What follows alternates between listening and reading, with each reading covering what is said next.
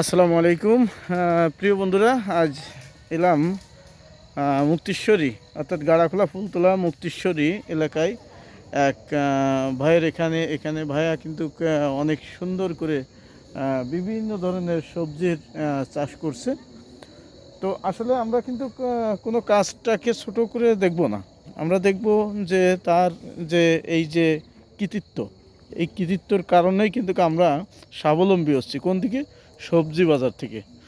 তো যেহেতু আমরা এই সবজি খেতে আসছি, আর যেহেতু এটা প্রমোট ভিডিও না, মানে জনস্বার্থে, সেহেতু ভাইয়ের সঙ্গে একটু কথা বলি, যাতে করে মানুষ, আমাদের মতো সাধারণ মানুষ যাতে এই সবজি চাষের আগ্রহটা আসে। তো চলুন দেখি, ভাইয়ের সঙ্গে কথা বলি। আসসালামু আলাইকুম, একটু কথা বলি। ওয়ালাইকুম আসসালাম ওই রাহমাতুল্লাহি ওয়া বারাকাতুহু। আমরা আপনার এই বিষয়টা দর্শকের মাঝে তুলে ধরার জন্য একটু সামান্য সময় নষ্ট করব। তো এখানে কতটুকু জায়গা চাষ করছেন আপনি? এখানে ধরেন আপনার আছে 10 শতকের ভিতর, 10 শতকের মতো। 10 শতক। 10 শতক জায়গাটা তো আপনার নিজের না মনে হয়? না, জায়গা নিজের না, আরেকজনের। তো আরেকজনের। তারপরেও যে চাষ করছেন, এই যে এখানে দেখছি অনেক ধরনের, কি কি চাষ করছেন এইটাকে? এখানে লাল শাক, ডাঁটা আছে, পালং শাক আছে, ধইনে শাক আছে, তারপরে আপনার কদু গাছ আছে, কুমড়া আছে, আপনার বেগুন আছে, পাতাকপি আছে, ফুলকপি আছে, তারপরে আপনার সব টমেটো, ধরনের সবজি হ্যাঁ, আছে? সব ধরনের। আচ্ছা, এইখানে যে শাক রোপণ করছেন, এখানে আপনার কতটুকু মানে জায়গা টোটালি? টোটালে জায়গা 10 শতকের মতো। 10 শতক। এখানে যদি ধান লাগাতেন তাহলে আপনার লাভ ছিল, নাকি সবজি লাগাই লাভ আছে? এখানে তো ধান হবে না, এখানে আছে সবজি লাগালেই হবে।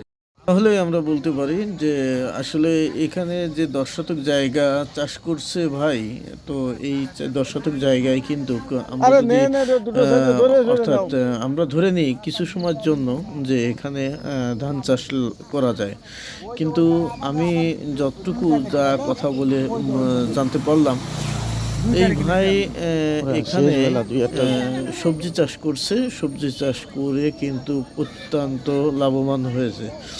লাভবান হওয়ার কারণে উনি কিন্তু স্টার্টিংয়ে অতটুকু জায়গা নিছিল না, প্রথমে অল্প জায়গা নিছিল। যেহেতু আমাদের এই সবজি বাজারটা কিছুদিন আগে খুব চড়া দাম মূল্য ছিল, তার কারণে কিন্তু উনি ব্যাপকভাবে একটু সবজি চাষে উৎসাহিত হয়েছিল। আর আমরা একটা কথা বলি যে এখানে যে সবজি চাষগুলো হয়েছে, এখানে কিন্তু এই শাকগুলো অত্যন্ত সুস্বাদু আর পুষ্টিকর।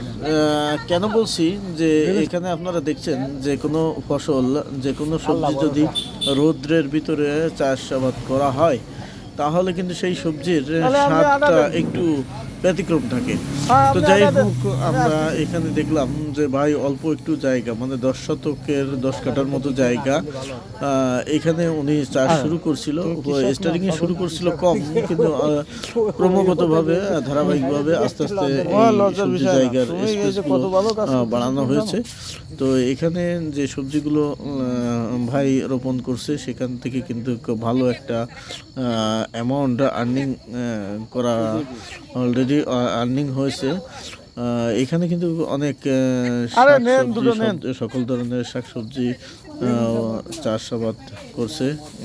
আর যেহেতু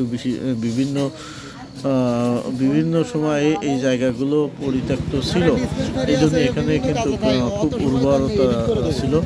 ভাই চাষ করাতে অল্প সার খরচে কিন্তু এখানে অধিক ফলন পেয়েছে বলে আমরা জানতে পারি।